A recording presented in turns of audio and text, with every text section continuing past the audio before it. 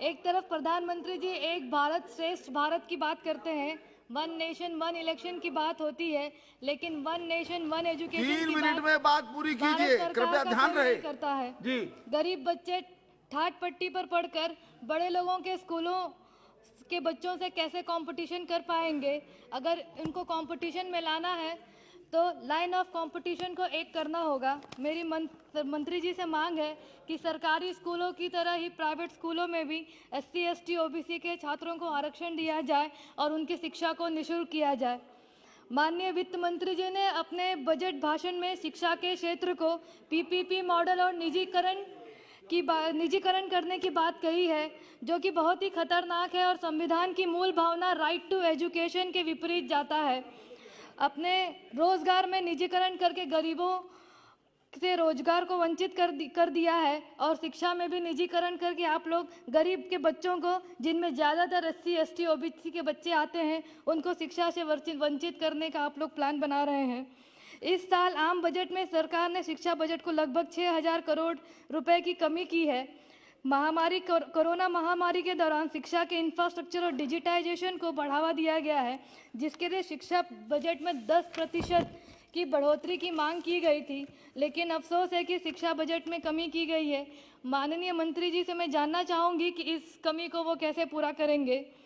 केंद्रीय बजट में SC ST OBC को दी जाने वाली छात्रवृत्ति में भी कमी की गई है, जिसके चलते 5 में से 1 बच्चा माध्यमिक शिक्षा के दौरान उसको पढ़ाई छोड़नी पड़ सकती है। लॉकडाउन के दौरान सभी स्कूल बंद थे, जिसके कारण बालिकाओं पर शिक्षा का सबसे अधिक प्रभाव पड़ा है और उन्हें घरेलू काम और विवाह करने के लिए मजबूर किया गया है। CBPS champions for girls education और RTE के 5 राज्यों के सर्वे के अनुसार लड़कियों की पढ़ाई पर बहुत बुरा असर पड़ा है।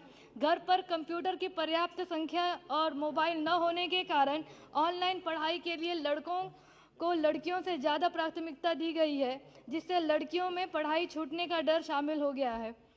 सरकार ने SC ST और OBC के छात्रवृत्ति और क्षतिपूर्ति के बजट को कमी की है। 2020-21 में कोरोना के दौरान कई बच्चों ने छात्रवृत्ति का आवेदन नहीं किया है और जो किया है उनको अभी तक छात्रवृत्ति नहीं मिल पाई है। मेरा माननीय मंत्री जी से अनुरोध है कि इस छात्रवृत्ति को वो जल्द से जल्द प्रदान करने का कृपा करें।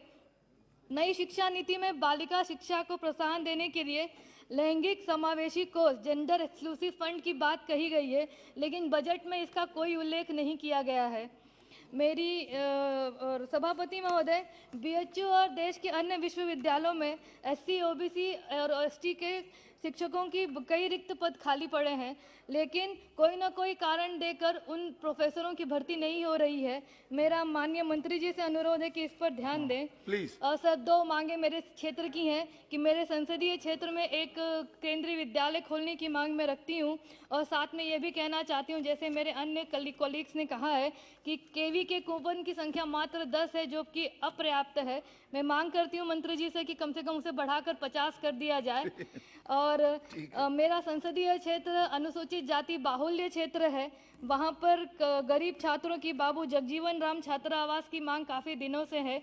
मेरी सरकार से मांग है कि इस मांग को भी जल्द से जल्द पूरा किया जाए।